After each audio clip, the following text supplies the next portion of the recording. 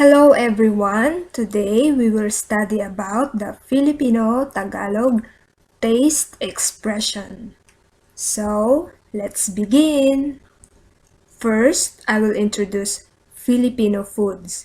There's a lot of variety, but I will introduce just 11 of it.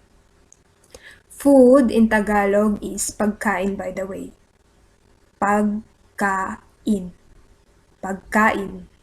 So we have adobo, pansit, chapsuy, munggo, tinola, bistek, sinigang, puto, leche flan, lumpia, and the famous lechon. Taste expression. Maanghang, maanghang,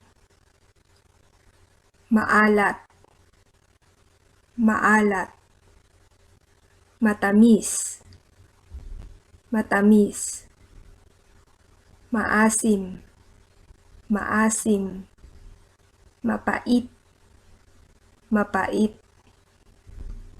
matabang, matabang. We also have mapakla, mapakla, malasa, malasa, panis, panis,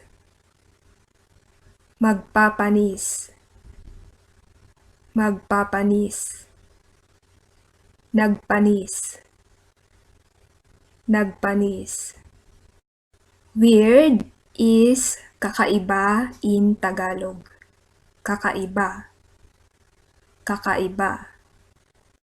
And taste is lasa. Lasa.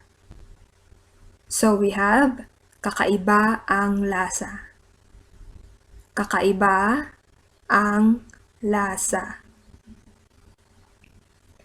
Ano ang lasa? You can answer masarap, masarap, or ang sarap, ang sarap. Hindi masarap, hindi masarap. Very in Tagalog is sobra, sobra. And delicious is masarap, masarap. Root word of masarap is sarap, sarap. So, sobra plus sarap is equals to sobrang sarap, sobrang sarap. Maanghang ba ang adobo? Maanghang ba ang adobo? Hindi naman maanghang. Hindi naman maanghang. Tikim is another meaning of taste and also a root word. Patikim. Patikim. Gusto ko tikman ang pagkain na yan. Gusto ko tikman ang pagkain na yan. Natikman ko na ito. Natikman ko na ito.